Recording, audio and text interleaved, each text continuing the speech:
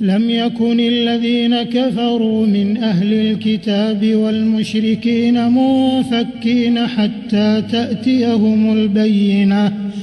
رسول من الله يتلو صحفا مطهرة فيها كتب قيمة وما تفرق الذين أوتوا الكتاب إلا من بعد ما جاءتهم البينة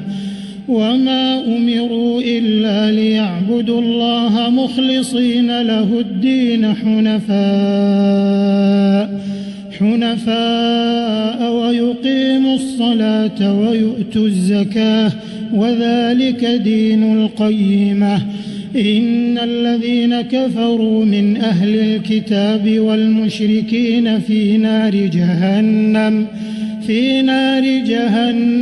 خالدين فيها أولئك هم شر البرية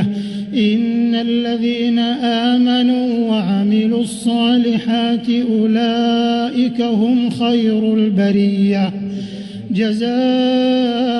عند ربهم